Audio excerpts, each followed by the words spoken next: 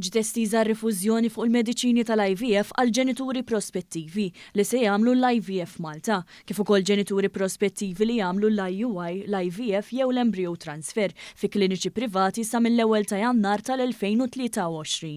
Ħabbar dan il-Ministru għas-Saħħa u l-Anzjanità Attiva Joe Etienne Bela. Minn meta beda jopera s-servizz tal-IVF pajjiżna li ddaħħal minn Gvern Laburista twildu total ta' 600 tarbija u fil-preżent hemm ukoll 50 li qed jistennew li jweldu 55 tarbija oħra. Il-Ministru Abela spjega kif il-Gvern konxju mis-sagrifiċċju li għaddu minnhom ġenituri prospettivi li jagħmlu l-IVF u għalhekk sa mill-2015 beda joffri s-servizzi b'xejn mill-Isptar Mater Dei. Dawn is-servizzi komplew jiżdiedu bl-emendi fil-liġi li daħlu fis-seħħ fl-2018 u fl-2022.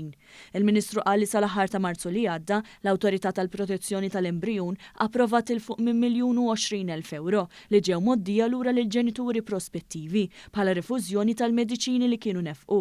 Il-Ministru Abela ħabbar kif wara diskussjoni mar-regolatur ewlieni l-IPA issa din ir-rifużjoni se tiġi estiża wkoll għal ġenituri prospettivi li se jagħmlu l-IVF ċentri liċenzjati oħra għajr Mater Dei.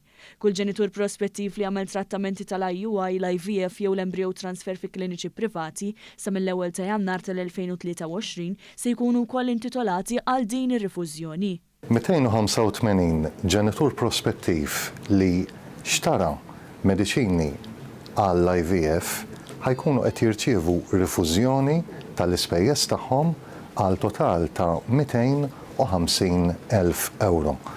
Il-Gvern kommess li ikompli itejjeb is-servizzi tal-IVF ġewwa pajjiżna u kommess li ngħinu kemm jista' jkun lil ġenituri prospettivi. 56 ġenitur prospettiv għamlu l-IUI, 131 għamlu embryo transfer fil-waqt li 98 għamlu l-proċedura tal-IVF sa mill-ewwel ta' Jannar tal-2023.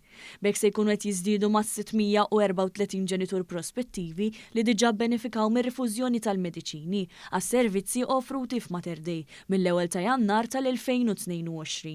U temm jgħid kif dan xhieda tal-investiment li qed iwettaq il-Gvern li hu kommess li jkompli jtejjeb is-servizzi tal-IVF biex ikun ta' għajnuna u sosten għal familji Maltin u Għawċin.